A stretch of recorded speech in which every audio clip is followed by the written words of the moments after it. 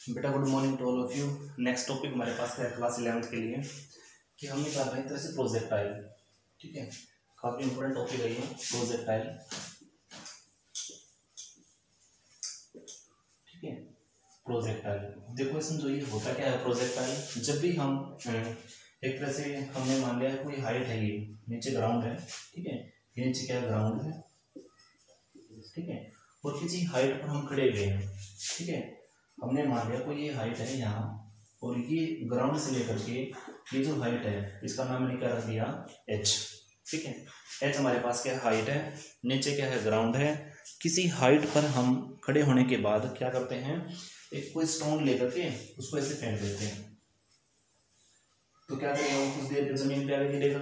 ठीक है, तो इसका मतलब क्या है, जब हमने यहाँ से फेंका है किसी हाइट h से, तो कुछ टाइम के लिए बिल्कुल मिनिमम ये यहाँ पर एक तरह से यहाँ तक के लिए ये हॉरिजॉन्टल मूव करेगा, यहाँ तक के लिए इट मीन्स एक्स एक्सिस में, और ये नीचे कौन सा है वाई एक्सिस। ठीक है, जब हॉरिजॉन्टल मूव करेगा तो ये प्रोजेक्टाइल कैसा कहलाएगा, हॉरिजॉन्टल प्रोजेक्टाइल।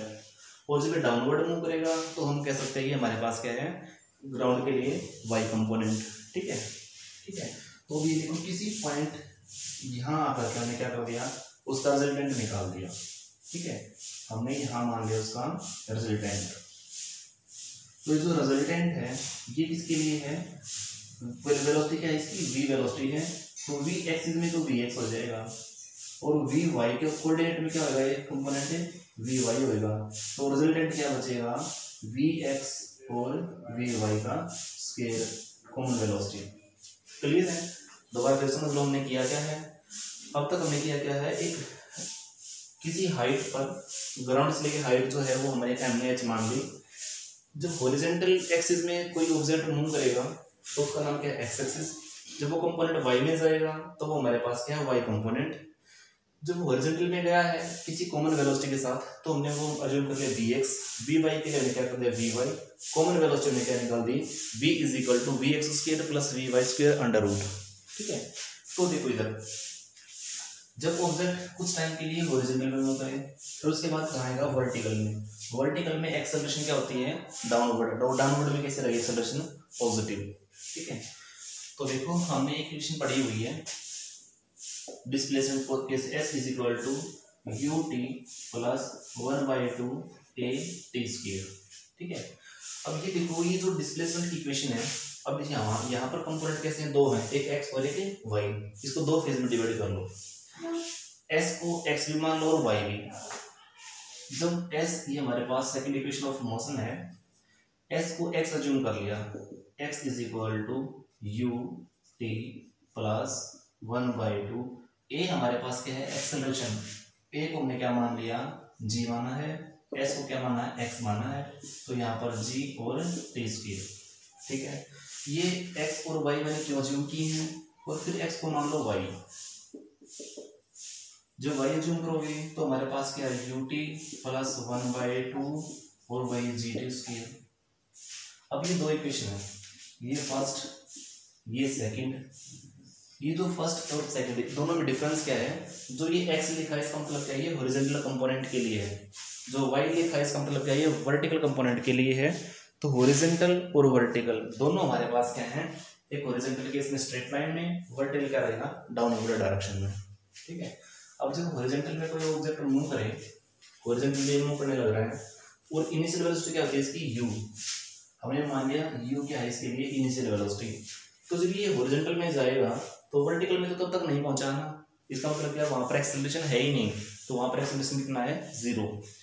तो इक्वेशन फर्स्ट का यूज करो, from equation first we get when g is equal to 0। जब एक्सेलरेशन को 0 पुट करोगे इसका मतलब क्या है, ये ऑब्जेक्ट क्या है कि हमारे पास डाउनवर्ड मूव नहीं करता, हॉरिजॉन्टल में मूव करता है, g इतना 0 है, तो x can be written as ut, यहाँ से t निकालोगे कितना हो जाएगा x अपॉन u।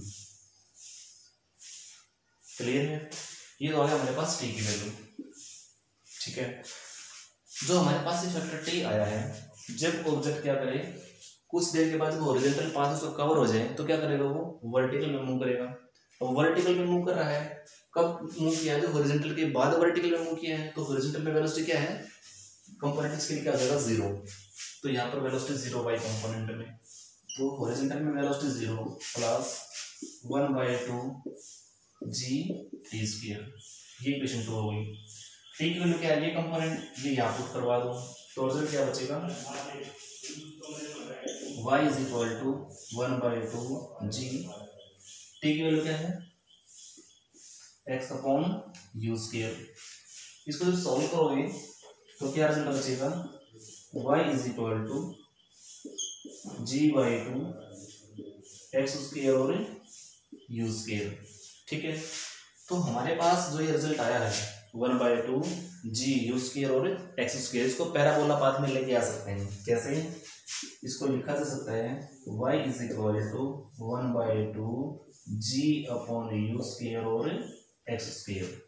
ठीक है, अब जो ये कंपोनेंट है, ये इसको हमने ज्यूम कर लिया, ये k के बराबर है, तो y कितना ज्यूम किया जाएगा, y is equal to kx square. This is called vertical component in the cases of an parabolic path. Clear है, दोबारा समझो, हमने किया क्या है, एक ऑब्जेक्ट को कंसीडर किया है और उस ऑब्जेक्ट जैसे स्टोन है, हमने किसी हाइट से फेंक दिया उसको, कुछ टाइम तक वो स्ट्रेट लाइन में मूव करेगा, थोड़ी देर के बाद क्या हो जाएगा, वो ग्राउंड में डाउनवर्ड जाना मूव शुरू कर देगा। जब हमने देखा वो एक्स एक्सिस में मूव कर रहा है तो उसकी वेलोसिटी क्या है, u है, जो वर्टिकल कंपोनेंट में गया तो उसकी वेलोसिटी क्या है, v है। ठीक है, तो v can be written as vx square plus vy component square. x हमारे पास है, किसी हाइट से फेंका गया है, हमारे पास ग्राउंड है। ठीक है, तो दो चीजें हो सकती हैं, एक तो हमारे पास क्या है, जब वो मूव करेगा तो कोई ना कोई पाथ तो कवर करेगा, वो क्या है, s is equal to ut plus 1/2 at square. ठीक है, जो ये है s हमारे पास क्या है, दो फॉर्म में लिया है, एक हॉरिजॉन्टल के लिए एक वर्टिकल के लिए। जब बात आती है हॉरिजॉन्टल कंपोनेंट में तो x को क्या माना है, x माना s को, यदि ये वर्टिकल मूव करे तो s को क्या मानना है, y मानना है, और x डायरेक्शन क्या कंसीडर करना है, स्मॉल g। ठीक है, तो f is equal to ut plus 1/2 gt square और y is equal to ut plus 1/2 gt square. ये कंपोनेंट हॉरिजॉन्टल के लिए, ये कंपोनेंट वर्टिकल के लिए। ठीक है, जब हॉरिजॉन्टल में कोई ऑब्जेक्ट मूव करेगा तो तब तक तो वो वर्टिकल में गया ही नहीं है, सिर्फ हॉरिजॉन्टल में मूव करेगा, तो वर्टिकल केस में जी क्या रहेगा उस टाइम पर, 0। जी को 0 करवा दिया तो x is equal to ut, t निकालोगे यहाँ से x बाई u। क्लियर है, अब सेकंड केस बनता है, जब वो ऑब्जेक्ट हॉरिजॉन्टल में मूव कर गया, इसका मतलब वर्टिकल में नहीं गया था, और जब वो वर्टिकल में जाएगा तो हॉरिजॉन्टल में नहीं जाएगा, जब वर्टिकल में मूव करेगा तो वहां पर u क्या है, 0। तो 1/2 gt स्क्वायर, टी की वैल्यू क्या है, x बाई u, सोल्व करवा दिया, सोल्व करोगे तो 1/2 g x square u square. हमने किया क्या है, 1/2 g u square as it is, x square हमने कंपोनेंट ये ऐसे रख लिया और इसको किससे रिप्लेस करवा दें, किसी क्वांटिटी k के साथ, तो हम कह सकते हैं ये जो y इज इक्वल टू के एक्स स्क्वायर है, ये जो इक्वेशन है y इज इक्वल टू के एक्स स्क्वायर, इसको हम क्या बोल सकते हैं, हमारे लिए क्या ये पैराबोलिक पाथ इक्वेशन। क्लियर है, नेक्स्ट देखो,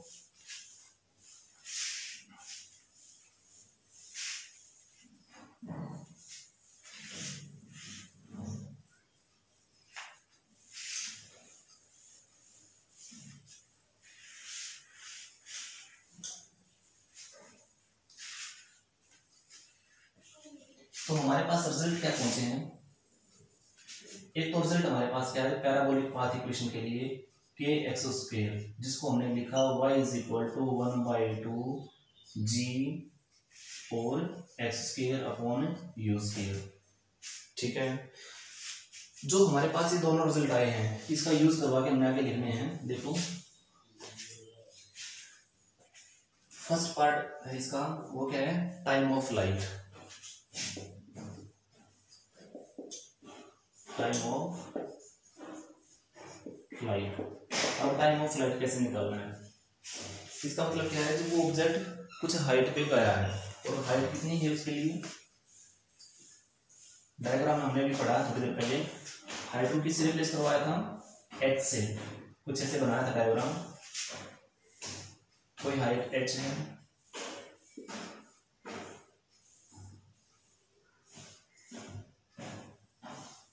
ये वी एक्स वेलोसिटी है, वी वाई वेलोसिटी है, तो v is equal to v x और वी वाई कंपोनेंट का स्केल।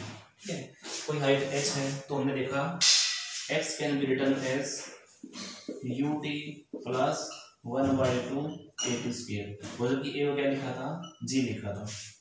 ठीक है, अब हमने क्या निकालना है, इसके लिए जो इक्वेशन बनी है हॉरिजॉन्टल कंपोनेंट और h की वैल्यू को फाइंड आउट करना है। तो ये हाइट का जिक्र कर रहा है टाइम ऑफ फ्लाइट के लिए हाइट, तो उसको रिप्लेस करवा सकते हैं x can be written as h।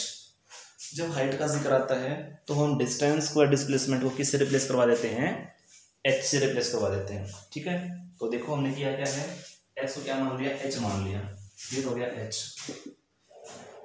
ut plus 1/2 at square को क्या मान लिया, तरह से gt स्क्वायर।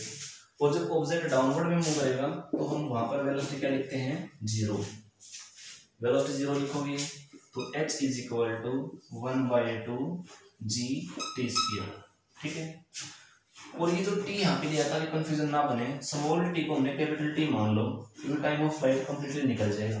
ठीक है, तो जब इसको रिप्लेस करवाओगे h can be written as 1/2 g capital T square, और यहाँ से जब टी स्क्वायर की वैल्यू निकालोगे कितना हो जाएगा, 2h/g, और यहाँ से जब t निकालोगे 2h/g।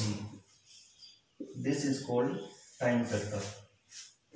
बात आगे समझ, हमने किया क्या है, एक टाइम ऑफ फ्लाइट निकालना है। जैसे टाइम ऑफ फ्लाइट को निकालोगे तो x can be written as x is equal to ut plus 1/2 gt square, x can be written as x, h को रिप्लेस करवाओगे तो ut 1/2 gt square, small t को हमने क्या ज्वाइन किया, कैपिटल T, और वेलोसिटी वहां पर क्या 0 है, तो यहां से कैपिटल T निकालोगे तो t is equal to √2h/g, ये निकल गया हमारे पास टाइम ऑफ फ्लाइट। अब हम निकाला हॉरिजॉन्टल रेंज। देखो रेंज कैसे निकालना है,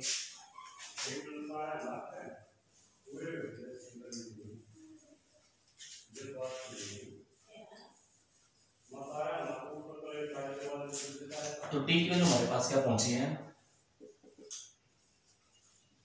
2h/g रूट के लिए।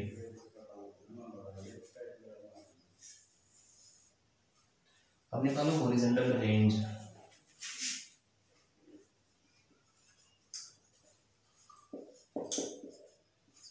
हमने पैराबोलिक पाथ की इक्वेशन को सोल्व कर दिया।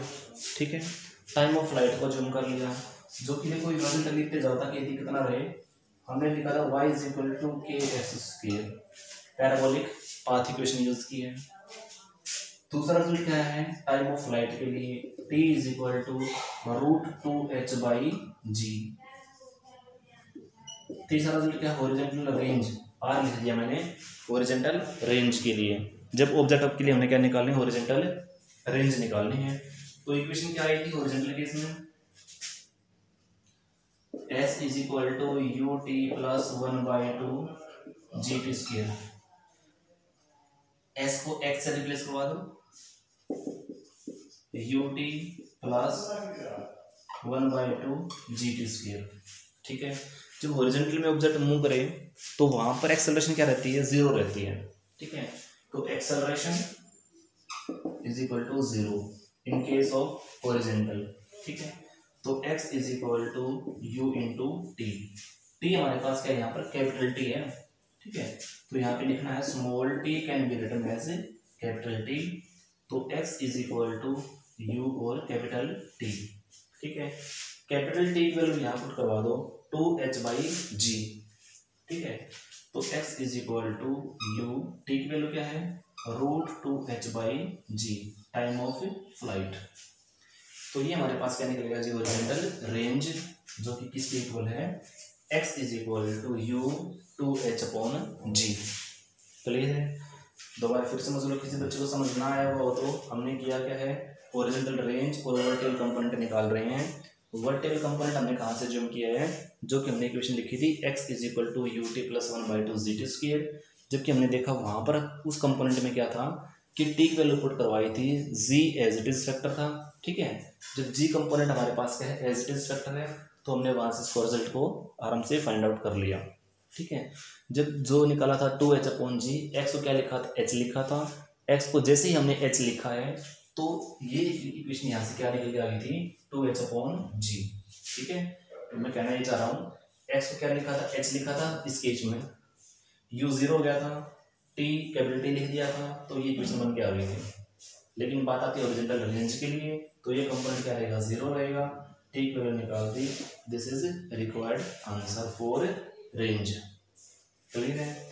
तो रेंज हमारे पास क्या है, u 2h/g। अब नेक्स्ट हमारे पास क्या बचेगा इसी में कि इसकी वेलोसिटी को फाइंड आउट करना है। ठीक है, अब वेलोसिटी कैसे फाइंड आउट करोगे, देखो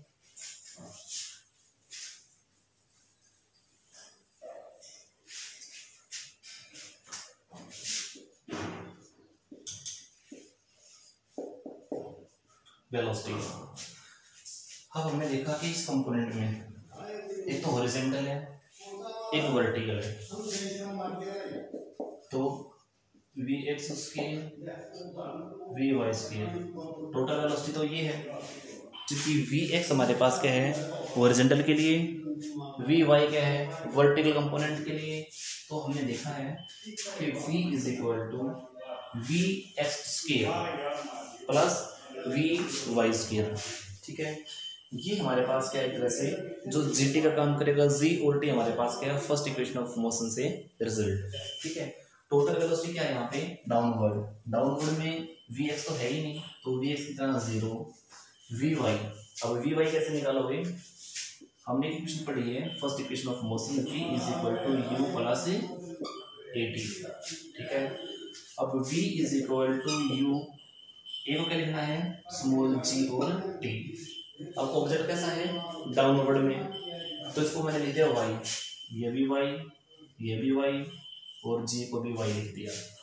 यदि g को y ना लिखो तभी g तो डाउनवर्ड में अपवर्ड में दोनों में रहता है। तो हॉरिजॉन्टल में इनिशियल वेलोसिटी क्या रहती है, 0, तो 0 पुट करवाओगे तो vy is equal to g into t. Clear है, जो vy कंपोनेंट आया g इंटू टी, इसको हमने क्या करना है, ऊपर पुट कर दो यहाँ पर, तो कितना हो जाएगा, g square t square under root. तो हमें देखो बात समझो, v velocity is equal to vx square vy square. Horizontal case में vx 0 रहता है, vy कंपोनेंट हमारे पास क्या है, v is equal to u plus at। u component क्या रहेगा, तरह से 0, gt की वैल्यू ये निकल गई, gt की वैल्यू, तो हम यहाँ से v निकाल सकते हैं क्या, v can be written as gt square under root v is equal to g into t. Clear है, तो ये हमारे पास क्या निकल गया, एक तरह से कॉमन वेलोसिटी। और यदि हमने ऐसे ही 4 जो फॉर्मूले बने हैं हमारे पास वेलोसिटी के लिए, एक्सेलरेशन के लिए, टाइम फैक्टर के लिए, इनमें से कोई भी एग्जाम में आए हम आराम से सोल्व कर सकते हैं। ठीक है,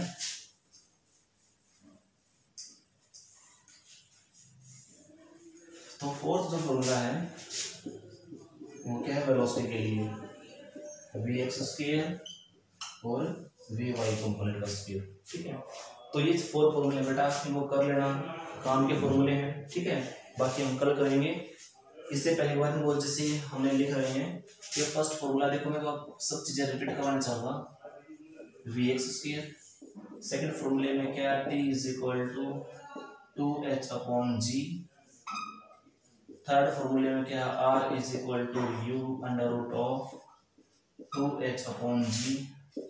फोर्थ फॉर्मूले में क्या है, v is equal to vx square vy under root. ठीक है, ये सिर्फ 4 फैक्टर आए हैं।